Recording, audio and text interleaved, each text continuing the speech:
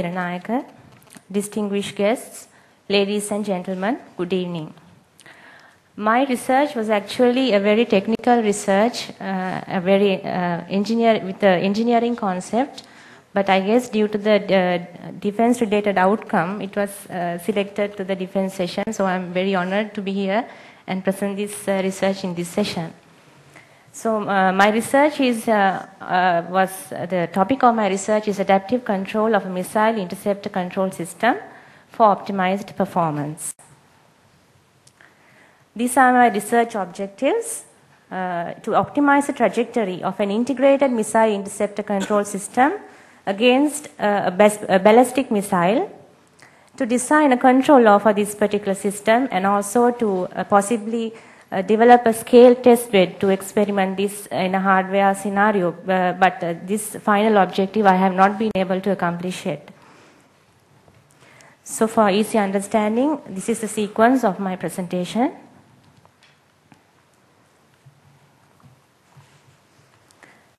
A guided missile provides a military force with the capability of delivering munitions to a far-off location on selected targets.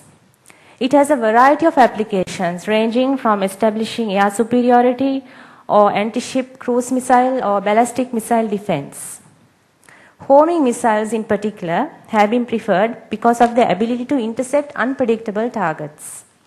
Onboard sensors provide target information which is used to generate commands for a possible interception. Because the quality of the target information increases with time, it renders better accuracy as it closes in on the target. Currently known tactical ballistic missiles have not been designed to maneuver, yet they are capable of doing unpredictable maneuvers as it closes in on the target to prevent an interception. Thus, the defense strategy, including the interceptor's guidance law, must guarantee that the missed distance is sufficiently small and also that the interception occurs at a range and altitude which ensures minimum damage to friendly forces. So, the previous work in this area, the traditional method of designing guidance laws for such systems was to have separate subsystems and then integrate them. But it is argued that it is not always efficient because it does not exploit the synergetic relationships between two different subsystems. Therefore, integrated guidance and control has been introduced, where there is no separation between the guidance and the autopilot, and this gives better performance. It is needed, therefore, to design a controller to ensure the accuracy of target interception and the stability of the missile dynamics simultaneously. This is not easy, since the integrated guidance and control system is usually a time-varying system which has unmatched uncertainties. Different approaches have been taken to address this problem. The focus of the most significant work, which I have listed here, was presented at the International Journal of Automation and Computing in 2010, where an integrated guidance and control has been developed against ground targets. And they have developed an adaptive dynamic surface control algorithm and proposed a feedback controller to ensure the accuracy of target interception and stability of missile dynamics. So my work concentrated on integrated guidance and control against a moving target, where I considered the threat was a ballistic missile. So the approach that I used for this research was nonlinear control. So I'll just explain what nonlinear control is.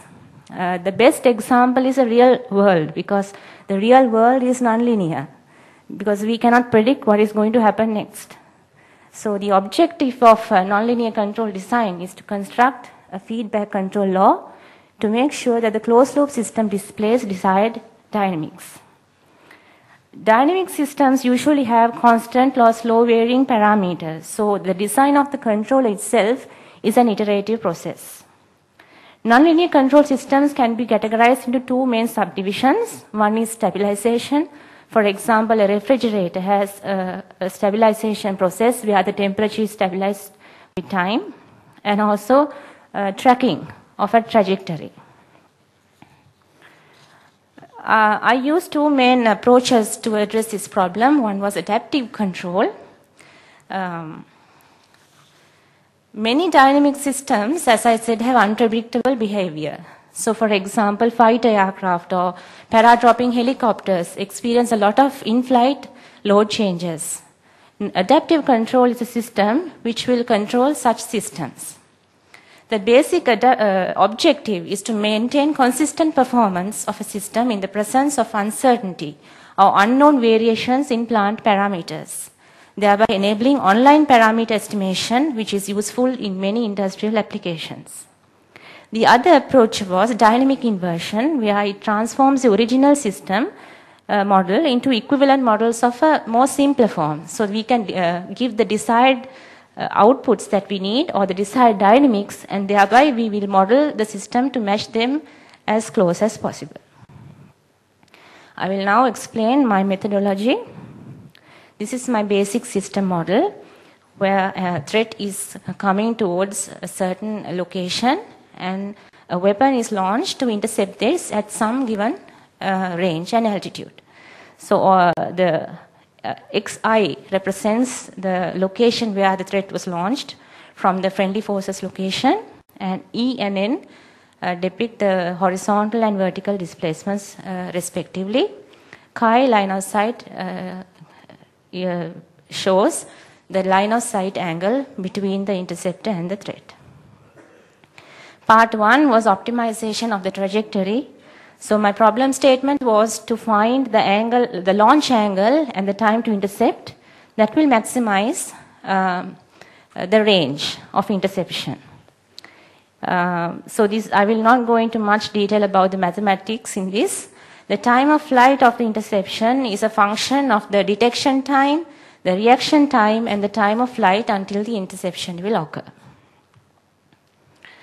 I have several constraints. The equality constraints are the horizontal and vertical displacements of the threat and weapon. So I have two equality constraints and two inequality constraints. One is the interception altitude, which has a lower bound, which will be specified for the interceptor system, and an upper bound, which is a function of the system dynamics.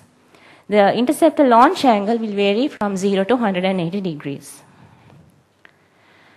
So in designing the control law, first step was to develop a model and then choose a control variable which will well represent the system dynamics, and also such that the open loop responses has no right half plane zeros.